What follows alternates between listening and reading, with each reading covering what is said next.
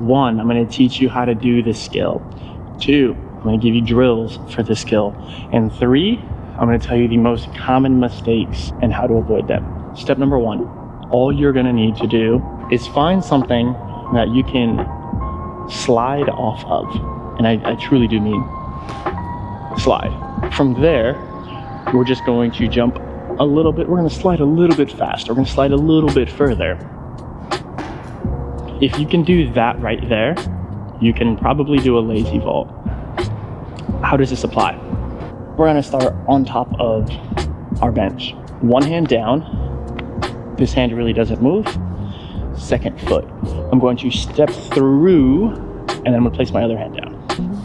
Through, other hand down. Oh, you see how this kind of connects now? That's our lazy vault. Hand down, step, boom, all the way through. Now, if you'll notice, my butt did not touch the bench.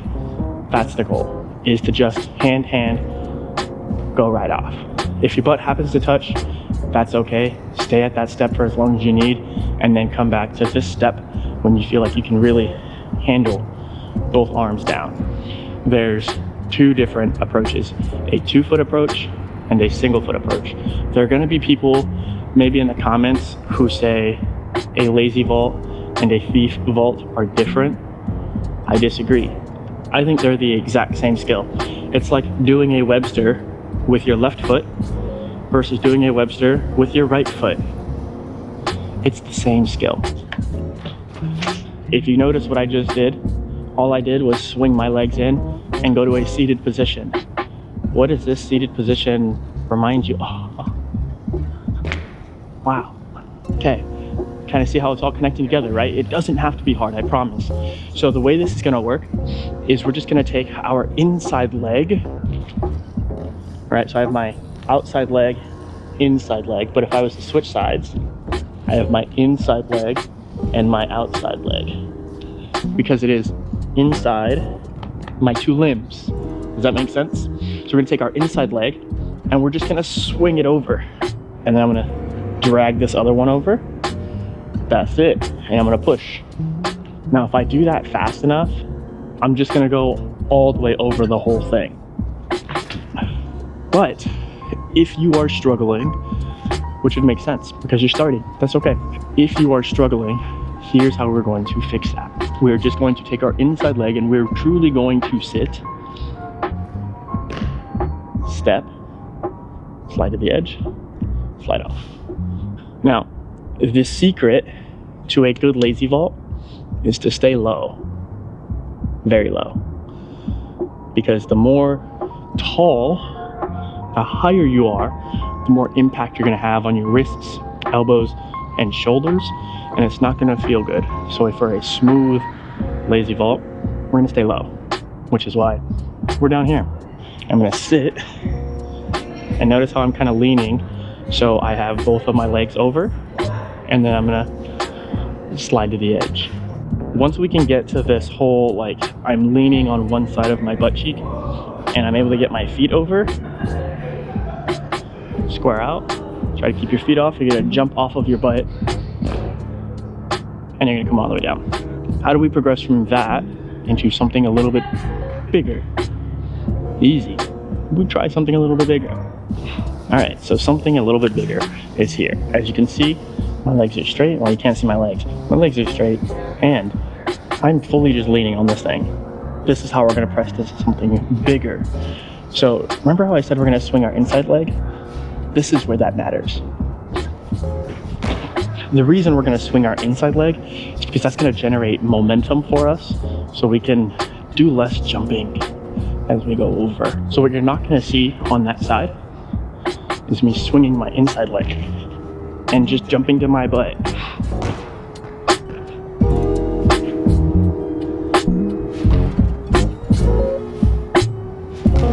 As I swing my leg, I'm doing a little jump with my jump leg, not my swing leg, inside leg, jump leg, outside leg. So I'm doing a little jump and I'm just pulling.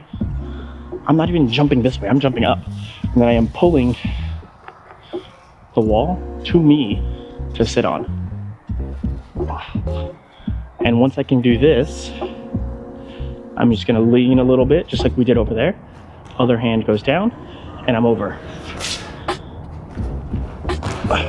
And I'm over. But if you notice, I'm not very tall over the whole thing for a couple of reasons. One, this is tall enough that I can't be very tall over it, which is good. But two, we don't want to be, because we want to preserve our elbows, wrists, and shoulders. So what you'll notice I'm doing over here is I'm just taking that leg and swinging it up and down. And that first thing that you saw me doing, where I swing my leg and I just sit, that is a great drill to do. So if you can combine this drill with the first one that we showed you, where you kind of lazy vault down, then that's the whole skill once you can put them together. Drill number one is this right here. You see me doing right now, where I'm swinging my leg, sitting on top, coming down, swing my leg, come down. Do that on both sides. That's a good drill. It'll get you really, really used to doing lazy vaults. Drill number two is when you have your lazy vault down and you want to improve it a little bit, you're going to lazy vault over, land on one leg. Drill number three, we're gonna walk into our lazy vault, swing the leg over without breaking a step, and again, we're gonna walk away from it. Hand placement. Where do your hands go while you're doing your safety vault? Forward. You do not want to turn your hands behind you as you do this. It's going to put a lot of pressure on your wrists and it's going to hurt. And you're not going to be able to push and get that wall away from you nearly as hard. So hands go forward. There is one exception to this rule. So if you look right over here, I'm doing the exception, right?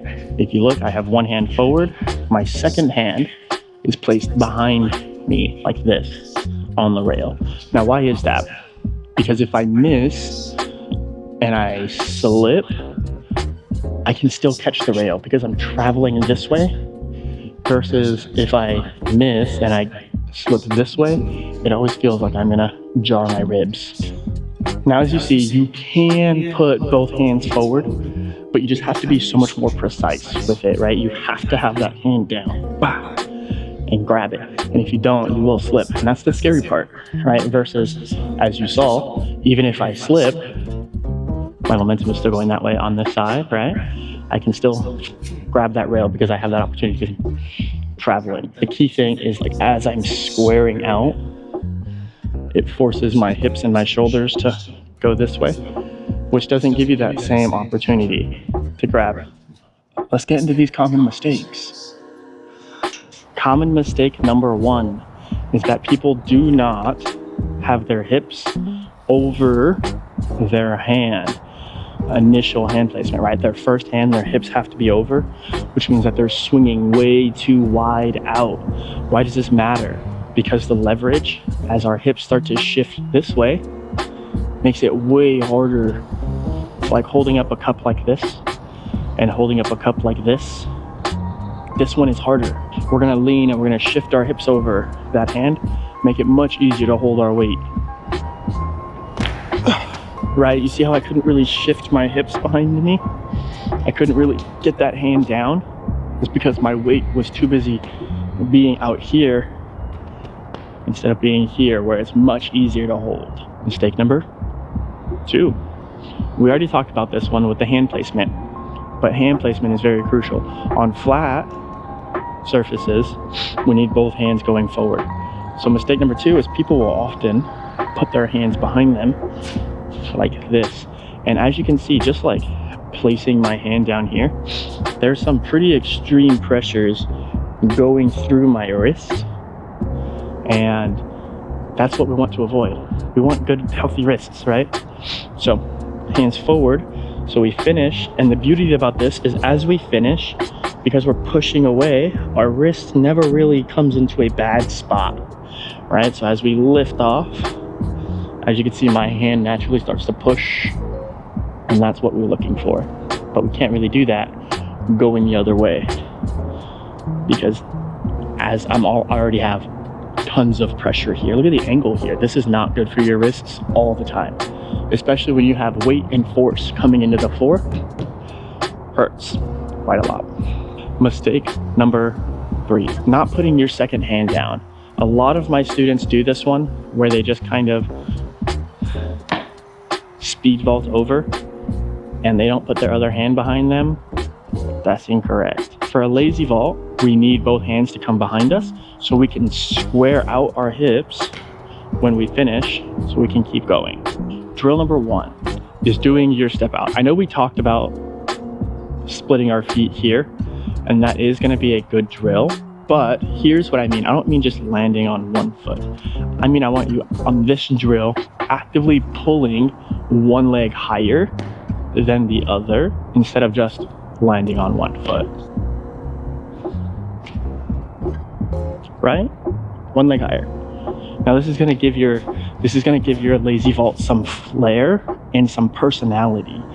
Try to keep those legs straight. Point your toes if you like the pointed toes look. Flex your feet if you like the flex feet look. Drill number 2. Contrary to what we just talked about with splitting our legs, we're going to now start to land with our feet together. Here's what we're going to try to do. I'm going to land on this bench. You don't have to. You can just land on a line. That's okay. But pick a point and you're going to land both feet together because lazy vault precisions look so good. Cool. For our third drill, you might have noticed I'm not going all the way over. I'm going from side to 90, right? I'm only traveling 90 degrees versus the full 180. So let's talk about that and let's go back to the original spot. So why am I just doing 90s on like corner lazy vaults? Because maybe I don't have enough strength to go all the way over. And that's what this third drill is for. And really I should have put this drill first because it makes so much more sense to learn this along your path. So this drill, corner 90s or corner lazies, 90 lazies, whatever you want to call it, corner lazies. It's exactly what it sounds like. We're going to start from one corner and we're just going to go over a small little sliver. Now what this is going to teach you is going to teach you how to swing those hips while pivoting on that initial hand. I'm going to land back over here. If you've made it this far in the video, thank you so much for hanging out with me. And if you like this one, check out this next video. I think you'll get some value out of it as well. Make sure you comment something down below that you want to learn because I'll be sure to film it for you. I would love to hit 100,000 subscribers this year because I think that would be really cool. So comment something down below and subscribe. Check out this video.